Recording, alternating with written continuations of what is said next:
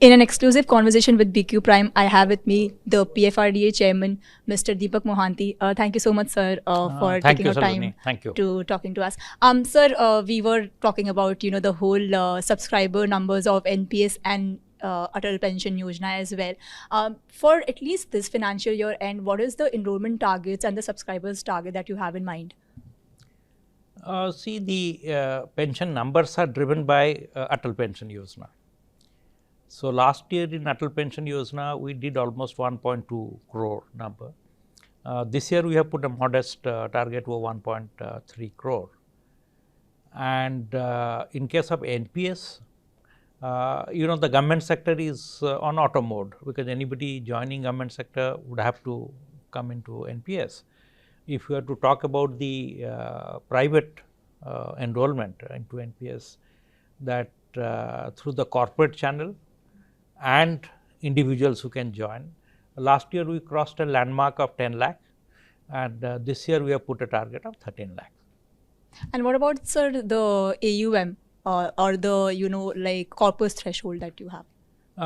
Since the market, corpus again depends on not only on the contribution, but how the market is doing. As you see that the market is doing pretty well. So, all that put together, the accumulated corpus is almost touching distance of 10 lakh crore. So, we are exactly at 9.84 lakh crore. So, by September, do you expect it to cross at least 10 lakh crores or 11 lakh crores? No, 10 lakh certainly it would cross. Of course, it depends on the market conditions.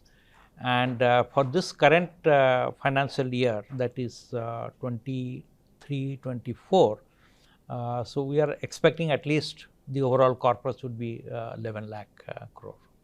Sir, PFRDA was also planning to introduce the systematic withdrawal system. So, what is the update on that, and is there any timeline that has been put? Yes, systematic withdrawal plan, because we are getting this demand. People are saying that your NPS is giving good return. So, why don't you stay in NPS? Why do you have to withdraw that amount? Keeping that in view, we have brought in a systematic withdrawal plan. On that basis, the subscriber can specify whether they want on a monthly, quarterly or half yearly basis. They can draw the 60% balance, and then they can defer their equity even to the age of 75. So, that has progressed well. So, we are hoping, all going well, by October this should be available to the customer. Systematic withdrawal plan would be available to the customer. They can opt for it. Sir, also there have been plans for the funds to invest in G6 government securities. What about that? When is that the fund managers can at least start to invest in?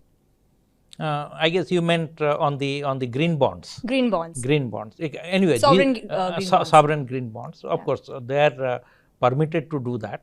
Sovereign green bonds. Last time when the sovereign green bonds were issued, there was some investment.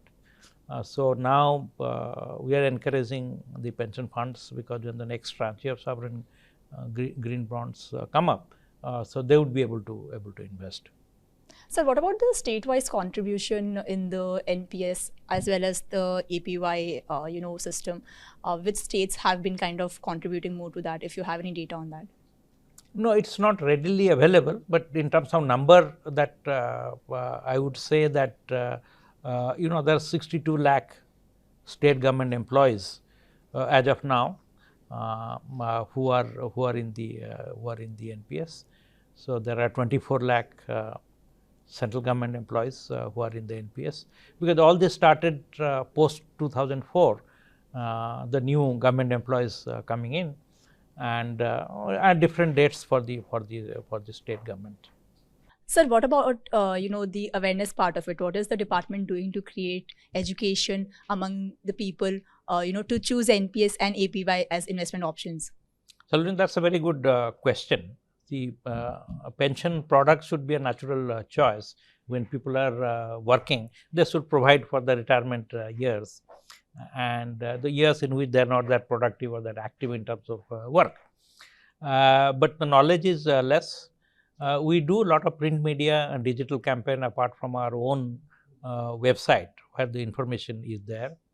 And we have also scheme of retirement planners, so that training agencies who impart training to people. So apart from that, what we are going to do now, that we have also requested the pension funds to come as a group, so they can also do some campaign. We also have NPS Trust. So we have asked NPS Trust also to do some campaign on that process. And another important thing that we are doing, that we are going to come out with 2 one-pagers, one on APY, because sometimes the message is very complicated. So simple campaign material for APY and NPS, 1 page each. So that we are going to widely circulate. Sir, you were in talks for the sponsorship of regional rural banks. What has been the update on that? Like, what is the process been happening, and is there something that you would want to share with us? On that front? Yeah, because regional rural banks are doing pretty well in terms of APY. So why not NPS for people who can really afford, who are better off in the rural and semi-urban areas. So why they should be denied from a pension? So NPS is also made available to them. And the good feature of NPS is that if somebody has a lumpy income, NPS is a good source, because you don't have to put money every month, and once in a while you can put money once a year. So that's also good enough, that the account remains current. Keeping all that consideration, and there was also demand from the rural side that we should increase the APY, the limit in terms of the amount. So why not to the better of people who can really afford to give this NPS? So in that context, we have written to I have written to the CEOs of the sponsor of RRBs. So they have taken that matter forward. But enablement will take a little while for them to put the system in place, the software and other things. So I am confident that should get activated, large part of it during course of this financial year. Sir, apart from the education and the awareness part, any other challenges that the department has been facing? No, simultaneously we are also doing our own capacity building, because we are a small organization of 70 people. So now we have recruited 20 odd professionals. So we are also expanding on that side, and we are also expanding our own digital capability. And as you could see that we have put a RFP in the public domain to onboard a technology partner, so which will help us digitalize our own process. So this will also, one of those aspects is to also to update and to revamp our website. So that again would be helpful to your earlier question, that more campaign, more interaction, chatbots and other things that we'll put. Apart from the new features that you've already spoken about, anything else, any kind of policy or feature that the department has been working on, or at least have been hearing the suggestions from the subscribers to incorporate those? See, another major initiative we have done, that we are having a relook to our regulations.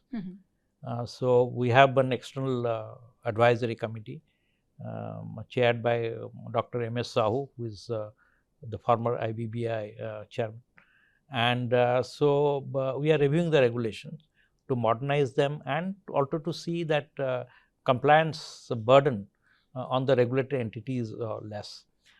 So following this, we will do public consultation. Some of it already put on public consultation on our website, so comments are always welcome. So with that process, we will also rationalize our regulation and reduce compliance burden. So thank you very much.